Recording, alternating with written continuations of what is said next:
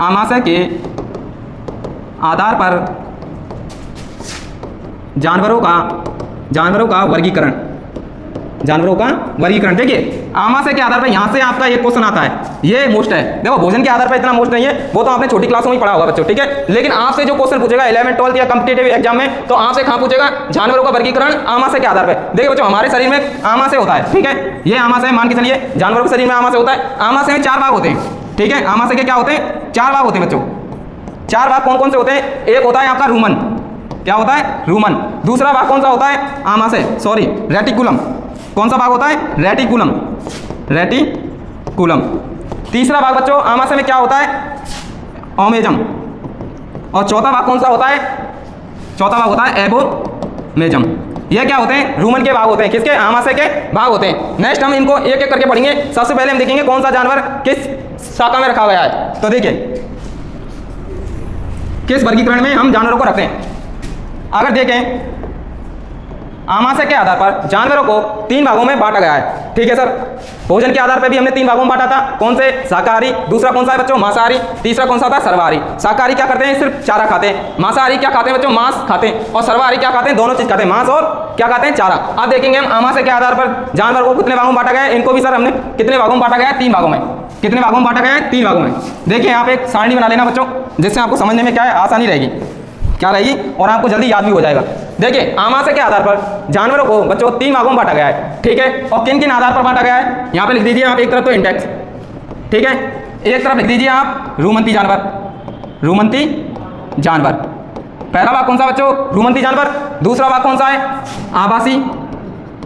आवासी रूमंती जानवर।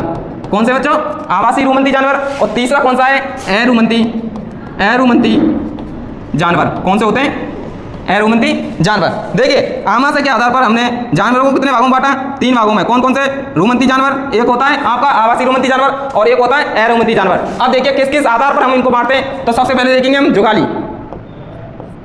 जुगाली के आधार पर, ठीक है। वे जानवर जो जुगाली करते हैं, ठीक है, वो क्या कहलाते हैं, रूमंती जानवर। क्या कहलाते हैं, रूमंती जानवर। जुगाली मतलब आपने खाना खा लिया जानवर, ठीक है, शाम को आपने देखा होगा वो एकदम स्टोर कर लेता है। जानवर खेतों में चरने जाता है या चारा खाने जाता है, तो वो एकदम अपने क्या है, आमाशय में क्या भोजन को स्टोर कर लेता है रूमन में। फिर क्या करता है, शाम को आपने देखा होगा, शाम को जब वो बैठा रहता है शांत में, तो अपना मुंह चलाता रहता है, ठीक है। क्या करता है, वो जुगाली करता है, भोजन को क्या है, अंदर से बाहर आता है, फिर चबाता है इसको। तो देखो रूमंती जानवर, वे कौन से जानवर होते हैं जो जुगाली करते हैं, रूमंती जानवर जुगाली करते हैं या नहीं। तो देखो बच्चों रूमंती जानवर जुगाली करते हैं, ठीक है। आवासी रूमंती जानवर भी जुगाली करते हैं क्या बच्चों, जी सर, आवासी रूमंती जानवर क्या करते हैं, जुगाली करते हैं। लेकिन अरूमंती जानवर क्या है, जुगाली बच्चों नहीं करते हैं। क्या नहीं करते, जुगाली नहीं करते हैं। देखो हमने जुगाली के आधार पर देखा जानवरों को, तो रूमंती जानवर जुगाली करते हैं सर। आवासी रूमंती जानवर जुगाली करते हैं सर। लेकिन अरूमंती जानवर जुगाली करते हैं, नहीं करते सर। अरूमंती जानवर जुगाली नहीं करते हैं। नेक्स्ट देखेंगे हम आमाशय के भाग। आमाशय